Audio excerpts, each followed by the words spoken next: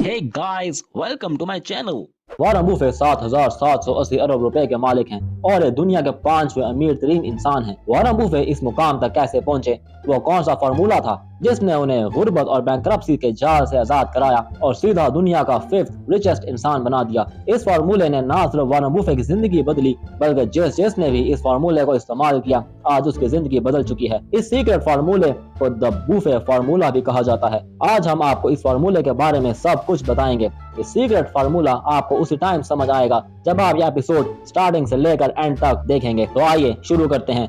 वारन buffet एक businessman है। उन्हें बिजनेस के सीक्रेट्स बहुत कम उम्र में समझ आ गए थे। जब वारन बुफे सिर्फ 7 साल के थे, उन्हें एक बुक ने बहुत इम्प्रेस किया। इस बुक का नाम था 1000 Ways to Make $1000, मीन्स $1000 कमाने के 1000 तरीके। जब वारन बुफे 12 साल के हुए, उनको सर पे जल्दी जल्दी अरबपति होने का जुनून सवार हो गया था। 12 साल की उम्र में वारन बुफे सारे काम एक साथ कर रहे थे, जैसे किसी की गाड़ी धोना, अखबार डिलीवर करना। वारन बुफे ने च्यूइंग गम्स और कोका कोला की बॉटल्स भी सेल की। इसके साथ ही वारन बुफे अपने दादा की ग्रोसरी स्टोर पे भी काम करते थे। ये सारे काम करने के बाद उन्हें जो पैसे मिलते थे, वारन बुफे उन्हें जाया करने के बजाय सेव करते थे। एक दिन वारन बुफे बाल कटवाने के लिए बार्बर के पास गए। उन्होंने देखा कि शॉप पे बहुत रश लगा हुआ था। जो लोग अपनी बारी का इंतजार कर रहे थे, वो अपना टाइम वेस्ट कर रहे थे। उस टाइम में मोबाइल फोन नहीं होते थे।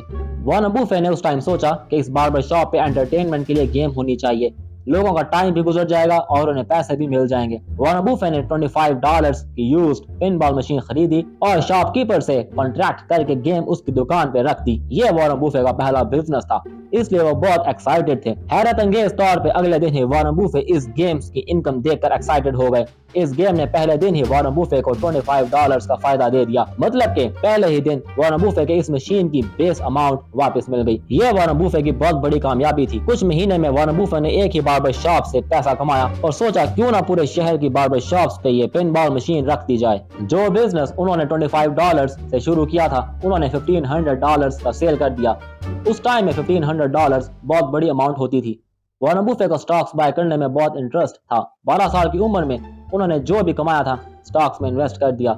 14 साल की उम्र में जब स्टूडेंट्स एजुकेशन पे फोकस कर रहे थे, उस एज में वारन बुफे ने एक प्लॉट भी खरीद लिया था। वारन बुफे को बिजनेस और इन्वेस्टमेंट से इतना प्यार हो गया था कि उन्होंने कॉलेज छोड़ने का डिसाइड किया, लेकिन उनके फादर को ये उनका डिसीजन पसंद नहीं था, इसलिए उन्होंने कॉलेज को कंटिन्यू रखा। फिर ऐसे बहुत से आइडियाज वारन बुफे के माइंड में आते रहे और वो इन्हें प्रैक्टिकली फॉलो करते रहे। वो स्टॉक्स और बिजनेस में पैसा लगाते रहे और अपनी दौलत को बढ़ाते रहे। आज वारन बुफे दुनिया के टॉप इन्वेस्टर के लिस्ट में आते हैं। अब मैं आपको वारन बुफे का फार्मूला बताता हूँ। बुफे की कामयाबी के 2 फार्मूले हैं। पहला ये कि ज्यादातर लोग टाइम वेस्ट करते हैं, टीवी देखते हैं या फारिग बैठे रहते हैं या बेकार कामों में अपना टाइम वेस्ट करते हैं। वारन बुफे अपना 80% टाइम किताबें पढ़ने में लगाते हैं। वो ऑटोबायोग्राफीज पढ़ते हैं, सक्सेस स्टोरीज पढ़ते हैं और कंपनी के फाइनेंशियल परफॉर्मेंस पढ़ते हैं। वारन कहते हैं कि उन्होंने एक ही बुक पढ़ी थी जिसने उनकी लाइफ चेंज कर दी। दूसरा फार्मूला वो बताते हैं, कामयाबी हासिल करने के लिए सबसे बेहतरीन काम ये है कि आप उन लोगों के साथ उठे बैठे जो इंटेलिजेंस में आपसे बहुत बेहतर हैं। अगर आप उनमें उठे बैठेंगे तो आप उन जैसा बनने का डिसाइड कर सकते हैं। इसी तरह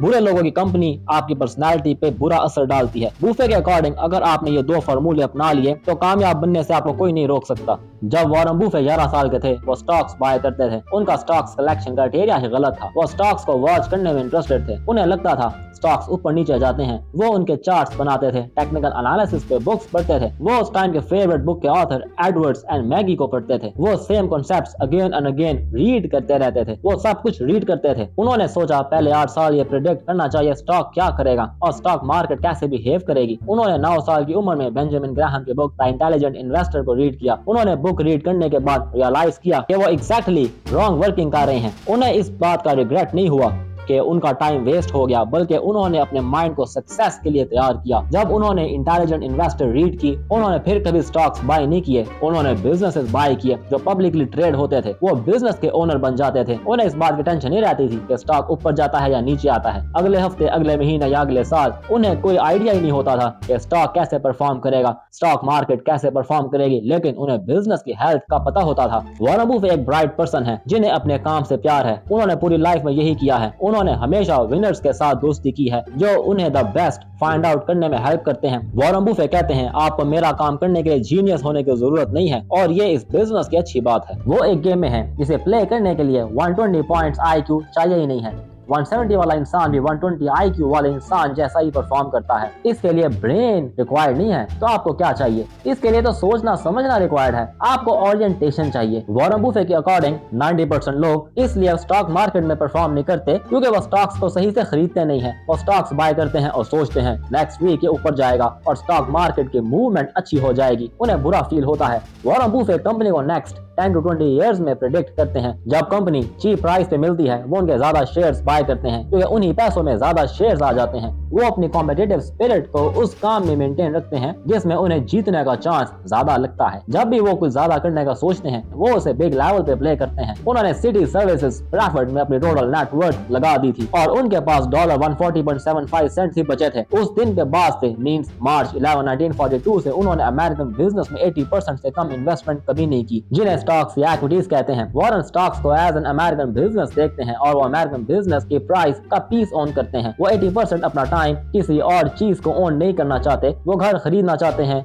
जो चीजें उनके फैमिली को चाहिए, लेकिन 5 घरों को ओन करना वो पसंद नहीं करते क्योंकि वो एक घर में खुश होते हैं। कुछ ना कुछ तो गलत सबके साथ होता है। अगर वॉरेन बफेट 2 घर खरीदते हैं तो उनके लिए प्रॉब्लम्स ज्यादा हो जाती हैं और उन्हें ज्यादा खुशी नहीं मिलती। तो उन्हें खुशी किस चीज से मिलती है? उन्हें खुशी अपना काम करने से मिलती है। उन्हें अपना काम करने में 2 चीजें पसंद है। फर्स्ट, उन्हें पता है कि उन्होंने जीतना ही है। इसका मतलब ये है कि उन्होंने किसी के साथ मुकाबला नहीं करना। उनके मुताबिक गेम बहुत इजी है। अगर आपने स्टॉक्स के बारे में कंप्लीट इन्फॉर्मेशन ले ली है तो फिर ही आप स्टॉक्स को बाय करें।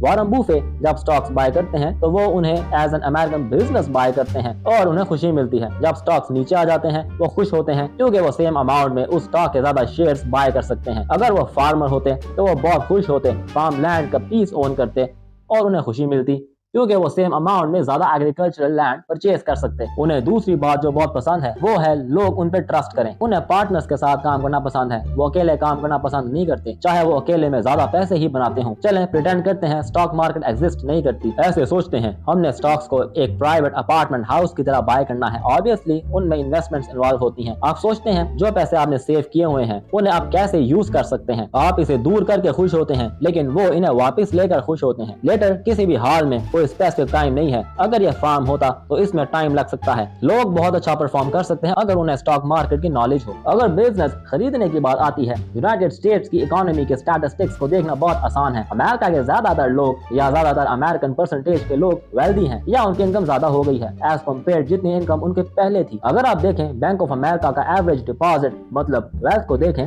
तो इसका मतलब ये नहीं है कि हर कोई वेल्दी है, लेकिन इसका मतलब relatively to other time period wealthy होता है। मींस लोगों के पास पहले से ज्यादा पैसा है, उन्हें लो रेट पे ज्यादा मॉर्गेज मिल जाती हैं। तो अगर वो घर खरीदना चाहते हैं या कुछ भी, आप ऐसे एनवायरनमेंट में रहते हैं जिधर बॉटम 2% इनकम वाले लोग यूनाइटेड स्टेट्स में या बॉटम 3% वाले लोग या टॉप 1% वाले लोग सब अच्छी जिंदगी गुजार रहे होते हैं जो कि जॉन डी रॉकफेलर से बेहतर होती है। जब वॉरेन बफेट 6 साल के थे, जॉन डी रॉकफेलर दुनिया के अमीर तरीन आदमी थे। और जब आप बेहतरीन मेडिसिन ले सकते हैं, बेहतरीन एजुकेशन ले सकते हैं, बेहतरीन एंटरटेनमेंट ले सकते हैं, बेहतरीन ट्रांसपोर्ट ले सकते हैं, आप सब कुछ जॉन डी रॉकफेलर से बेहतर ले सकते हैं। ये बहुत अमेजिंग बात है। जॉन डी रॉकफेलर जब फुटबॉल मैच देखना चाहते थे उन्हें फुटबॉल स्टेडियम जाना पड़ता था और आज हम टीवी पे फुटबॉल मैच का रीप्ले मल्टीपल टाइम्स देख सकते हैं और हमें कमेंट्री भी सुनने को मिल जाती है। हो सकता है सबके घर में टीवी अवेलेबल ही नहीं होता, लेकिन आज के टाइम में सबके घर में टीवी अवेलेबल है, आईफोन है या कंप्यूटर है और सब इंटरलिंक है। जब वॉरेन बफेट पैदा हुए थे डेंटिस्ट नोवोकेन यूज नहीं करते थे।